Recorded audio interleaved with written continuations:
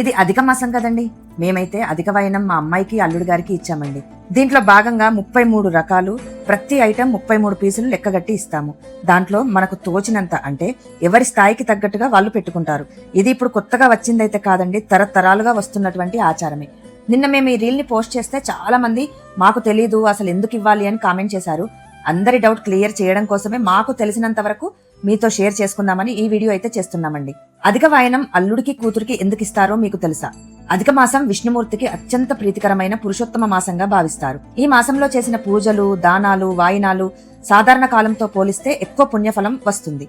కూతుర్ని లక్ష్మీదేవిగా, అల్లుడిని విష్ణుమూర్తిగా భావించి ఈ వాయినం ఇస్తారు. అల్లుడికి ఇచ్చే వాయినం వలన అల్లుడికి ఆయురారోగ్యాలు, భోగభాగ్యాలు లభిస్తాయని నమ్ముతారు.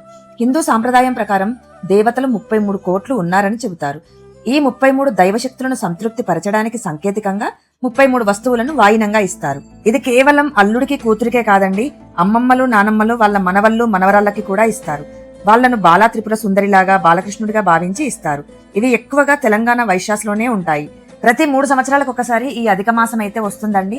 అలా వచ్చిన ప్రతిసారి ఇవ్వాలి అని అంటే ఇచ్చుకోవాలి అనుకుంటే ఇచ్చుకోవచ్చు, లేదు అంటే ఊరుకోవచ్చు. పెళ్ళైన ఫస్ట్ సంవత్సరం మాత్రం కంపల్సరీ ఇస్తారండి. మీకు ఈ అధిక మాసం వాయినాలు ఉన్నాయా? ఉంటే మీరు కూడా కామెంట్ చేయండి. ఓకే అండి, బాయ్.